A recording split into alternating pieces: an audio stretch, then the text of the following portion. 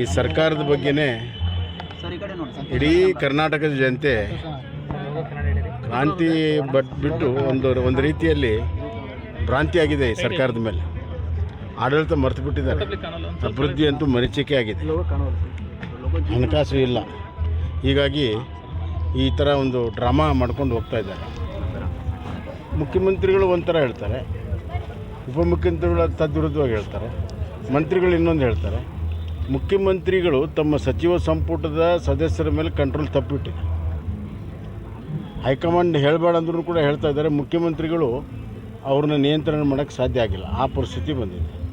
ಇನ್ನೊಂದೇಳಿ sir, ಈಗ ಬಿಹಾರ ಚುನಾವಣೆಗೆ ಏನು ಫಂಡ್ ಕಲೆಕ್ಟ್ ಮಾಡ್ತಾ ಇದ್ದಾರೆ, 100 ಕೋಟಿ ರೂಪಾಯಿ ಅಂತೇಳಿ. ಅಲ್ಲ, ಅದು ಯಾವಾಗಲೂ ಏನು ಆಗ್ತಿದೆಯಾ? ಕಾಂಗ್ರೆಸ್ ಪಕ್ಷ ರಾಜ್ಯದಲ್ಲಿದ್ದಾಗ ಅದೊಂದು ಪರಂಪರೆ ಇದೆ. ಯಾವಾಗಲೂ ಕೂಡ ಇಲ್ಲಿಂದ ಹಣ ಕಳಿಸುವಂಥ ಪರಂಪರೆ ಇದೆ. ಅದಕ್ಕೆ ಬೇಕಾದಷ್ಟು ಹಿಂದೆಲ್ಲ ಘಟನೆಗಳು ಕೂಡ ನಡೆದಿದ್ದಾವೆ. ಆ ಹಿನ್ನೆಲೆಯಲ್ಲಿ ಇವತ್ತು ಬೇರೆ ಏನಿಲ್ಲ ಇಲ್ಲ. ಇವತ್ತು ತೆಲಂಗಾಣದಲ್ಲೂ ಕೂಡ ಇವತ್ತು ದುಡ್ಡಿಲ್ಲ. ಹೀಗಾಗಿ ಇದು ಒಂದೇ ಇದರಲ್ಲಿ ಕರ್ನಾಟಕ ಒಂದೇ ಹಿಂಡುವ ಆಕಳ. ಈಗ ರಾಮುಲು ಅವರು ಕೂಡ 300 ಕೋಟಿ ರೂಪಾಯಿ ಈಗ ಬಿಹಾರಕ್ಕೆ ಕಳಿಸಿದ್ದಾರೆ ಅನ್ನೋ ಒಂದು ರಾಮುಲು ಅವ್ರು ಕೇಳ್ರಿ ಅದೆಲ್ಲ. ದಲಿತ ಸಿಎಂ ಕೇಳಿ ಬರ್ತಾ ಇದೆ, ಖರ್ಗೆ ಅವರು ಬರ್ತಾರೆ ಅಂತೇಳಿ ಯತ್ನಾಳ್ ಅವರು ಹೇಳಿದ್ದಾರೆ. ಅಲ್ಲ, ದಲಿತ ಸಿ ಎಮ್ ಅವರಾಗಲಿ ಸಂತೋಷ, ಆದರೆ ಇದ್ದ ಸಿ ಎಮ್ ಅವರೇ ಕೆಲಸ ಮಾಡ್ತಾ ಇಲ್ಲ. ಇದ್ದ ಸಿ ಎಮ್ ಅವರು ತಮ್ಮ ನಿಯಂತ್ರಣ ಕಳ್ಕೊಂಡ್ಬಿಟ್ಟಿದ್ದಾರೆ ಸಚಿವ ಸಂಪುಟದ ಮೇಲೆ, ಅಧಿಕಾರಿಗಳ ಮೇಲೆ. ಒಂದಾದರೂ ಅಭಿವೃದ್ಧಿ ಕೆಲಸ ಆಗಿದೆ 2.5 ವರ್ಷದಲ್ಲಿ. ಯಾವ ಪುರುಷಾರ್ಥಕ್ಕಾಗಿ 2.5 ವರ್ಷ ಕಂಪ್ಲೀಟ್ ಮಾಡಿದ್ದಾರೆ ಅಂತ ಜನರಿಗೆ ಹೇಳಬೇಕು.